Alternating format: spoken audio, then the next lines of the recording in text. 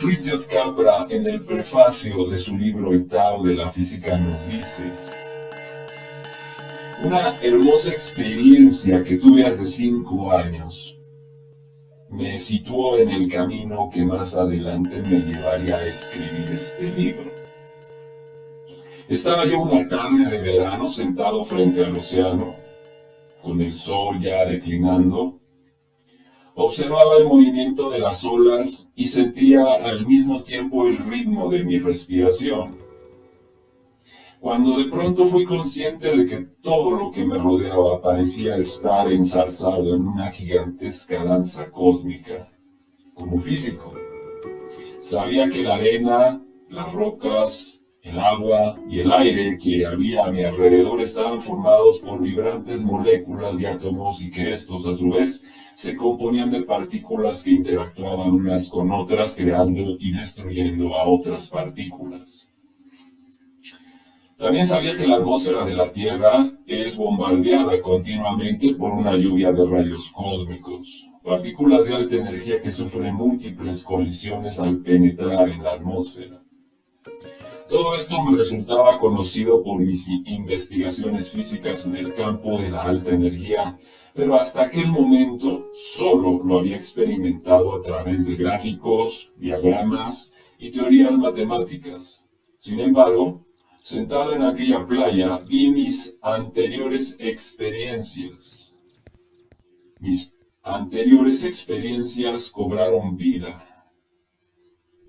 Vi cascadas de energía que llegaban del espacio exterior, en las que las partículas eran creadas y destruidas siguiendo una pulsación rítmica. Vi los átomos de los elementos y los de mi cuerpo participando en aquella danza cósmica de energía. Sentí su ritmo y oí su sonido. Y en ese momento supe que aquella era la danza de Shiva, el señor de los danzantes, adorado por los hindúes. Hasta entonces había pasado por un largo entrenamiento en física teórica y había dedicado varios años a la investigación. Al mismo tiempo me interesé por el misticismo oriental y comencé a ver analogías entre dicho misticismo y la física moderna. Me sentí especialmente atraído por los enigmáticos aspectos del Zen, que me recordaron los misterios de la teoría cuántica. Al principio estas relaciones fueron un ejercicio puramente intelectual. Salvar el abismo entre el pensamiento racional analítico y la experiencia meditativa de la verdad mística fue y todavía es algo muy difícil para mí. Al principio me ayudaron centrales de energía que me enseñaron cómo la mente puede fluir en libertad y cómo las evidencias espirituales llegan por sí mismas, sin esfuerzo alguno, emergiendo de las profundidades de la conciencia. Recuerdo mi primera experiencia de este tipo. Después de años de pensamiento detallado y analítico, su llegada fue tan arrolladora que me hizo estallar en lágrimas, de un modo no distinto a Castañeda o a Castaneda, volcando seguidamente mis impresiones en un trozo de papel. Más tarde me llegó la experiencia de la danza de Shiva, que intenté captar en el montaje fotográfico que muestro en la página 288. A esta experiencia siguieron otras parecidas que me ayudaron a darme gradualmente cuenta de que una nueva visión del mundo está comenzando a emerger desde la física moderna, en armonía con la antigua sabiduría oriental. Durante años tomé muchas notas y escribí algunos artículos sobre los paralelismos que iba descubriendo, hasta que finalmente resumí mis experiencias en el presente libro, que es el Tao de la Física, ¿no? Este va dirigido al lector interesado en el misticismo oriental, que no tiene necesariamente que saber nada sobre física. He intentado presentar los principales conceptos y teorías de las físicas modernas sin ningún tipo de matemáticas y en un lenguaje nada técnico. Pese a ello, su primera lectura En su primera lectura algunos párrafos pueden parecer todavía difíciles al profano. Los términos técnicos que me he visto obligado a citar están todos ellos definidos y ahí donde aparecen por primera vez y además lo relaciono en el índice al final del libro. Esto es lo que nos dice Fritjof Capra en el prefacio a la primera edición. Quien esté interesado puede consultarlo. Esto lo escribió en 1974.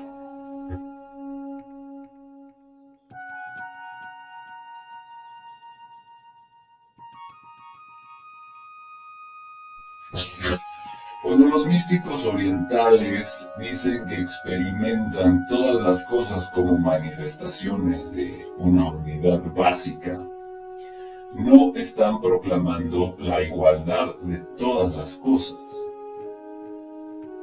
Reconocen la individualidad de las cosas, pero al mismo tiempo son conscientes de que todas las diferencias y contrastes son relativos. Dentro de una unidad todo abarcante, dado que nuestro estado normal de conciencia, esta unidad de todos los contrastes y especialmente la unidad de los opuestos, resulta extremadamente difícil de aceptar. Esto constituye para nosotros uno de los rasgos más sorprendentes de la filosofía oriental. Pese a ello, es una percepción que está en la misma raíz del concepto oriental del mundo. Los opuestos son conceptos abstractos pertenecientes al reino del pensamiento y como tales son relativos. Por el simple hecho de centrar nuestra atención sobre cualquier concepto, creamos su opuesto. Como dice Lao Tse, cuando todos en el mundo entienden la belleza como bella, están creando la fealdad. Cuando todos entienden la bondad como buena, están creando la maldad. Eso dice Lao Tse en el Tao Te Ching, el capítulo 1. Al menos esto nos dice Fritjof Capra en el Tao de la Física.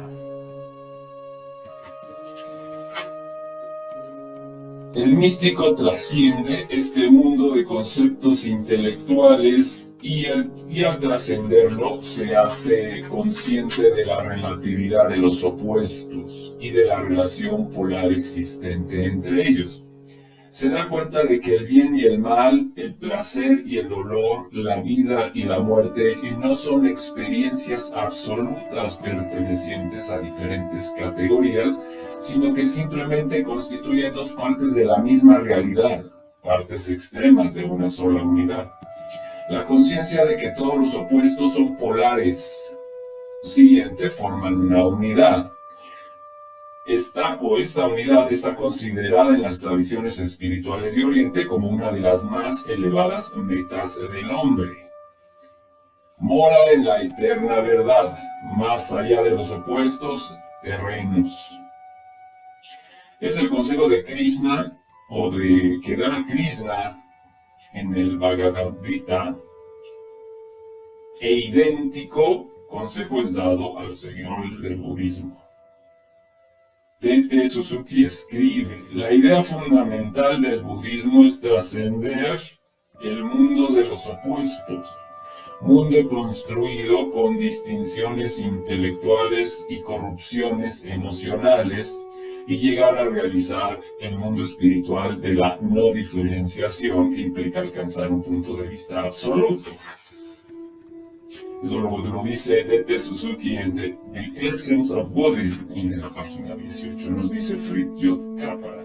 Toda la enseñanza budista y de hecho todo el misticismo oriental gira en torno a este punto de vista absoluto que se alcanza en el mundo de la Sintya, o de no pensamiento, donde la unidad de todos los opuestos se convierte en una experiencia vivida, dice un poema zen. Al atardecer, el gallo anuncia el alba, a medianoche, el brillo del sol. Eso lo citaron por Awatz en The Way of the Zen, en la página 117. Esto nos dice Fritjof Capra en el Tao de la Física, para los que quieran investigar más. En fin, la idea de que todos los opuestos constituyen polaridad, que la luz y la oscuridad, el ganar y el perder, el bien y el mal, son simplemente aspectos diferentes del mismo fenómeno. Es uno de los principios básicos de la vida oriental. Puesto que todos los opuestos son interdependientes, su conflicto nunca podrá terminar con la victoria total de una de las partes, sino que siempre será una manifestación de la interacción entre ambos. Así, en Oriente, una persona virtuosa no es la que emprende lo imposible o emprende la imposible tarea de luchar por el bien y eliminar el mal, sino más bien la que es capaz de mantener un equilibrio dinámico entre lo bueno y lo malo. Esta idea del equilibrio dinámico es esencial para la forma en que se experimenta la unidad de los opuestos en el misticismo oriental. Nunca es una identidad estática, sino siempre una interacción dinámica entre los dos extremos. Esto fue resaltado por los sabios chinos en sus símbolos arquetípicos Yin y Yang. A la unidad existente más allá del Yin y del Yang la llamaron Dao o Tao y la consideraban como un proceso que producía su interacción. Aquello que deja aparecer ahora la oscuridad, ahora la luz, eso es el Tao. Eso también nos dice R. Wilhelm en The King or Book, o The I King or Book of the Change, que también lo pueden consultar si desean saber más. La unidad dinámica de los opuestos polares pueden ser ilustradas mediante el sencillo ejemplo de un movimiento circular y su proyección. Algo así como lo que estábamos hablando la otra vez en física. Supongamos que tenemos que una bola está dando vueltas alrededor de un círculo. Si este movimiento fuera proyectado sobre una pantalla, se convertiría en una oscilación entre dos puntos extremos. Para mantener la analogía con el pensamiento chino, he escrito Tao en el círculo y he señalado los puntos extremos de la oscilación con Yin y Yang. La bola se mueve alrededor del círculo a una velocidad constante, pero la proyección va más despacio y a medida que llega al borde da la vuelta y después acelera de nuevo para ir más despacio al llegar al otro extremo, y así sucesivamente en ciclos infinitos. En cualquier proyección de esta especie de movimiento circular aparecerá como una oscilación entre dos puntos opuestos, pero en el movimiento real de los opuestos están unidos y son trascendidos. Esta imagen de la unificación dinámica de los opuestos se hallaba ya en la mente de los pensadores chinos, como puede apreciarse en el pasaje de Chuang Tzu citado anteriormente.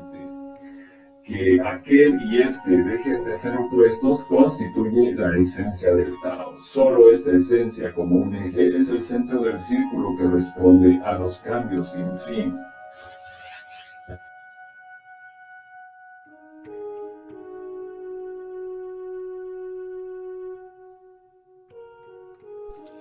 Fritjof Capra, en el prefacio de su libro El Tao de la Física, nos dice: una hermosa experiencia que tuve hace 5 años me situó en el camino que más adelante me llevaría a escribir este libro. Estaba yo una tarde de verano sentado frente al océano, con el sol ya declinando. Observaba el movimiento de las olas y sentía al mismo tiempo el ritmo de mi respiración, cuando de pronto fui consciente de que todo lo que me rodeaba parecía estar enzarzado en una gigantesca danza cósmica. Como físico, sabía que la arena, las rocas, el agua y el aire que había a mi alrededor estaban formados por vibrantes moléculas y átomos, y que estos a su vez se componían de partículas que interactuaban unas con otras, creando y destruyendo a otras partículas. También sabía que la atmósfera de la Tierra es bombardeada continuamente por una lluvia de rayos cósmicos, partículas de alta energía que sufren múltiples colisiones al penetrar en la atmósfera. Todo esto me resultaba conocido por mis investigaciones físicas en el campo de la alta energía, pero hasta aquel momento solo lo había experimentado a través de gráficos, diagramas y teorías matemáticas.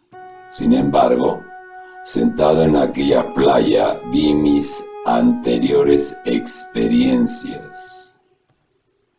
Mis anteriores experiencias cobraron vida.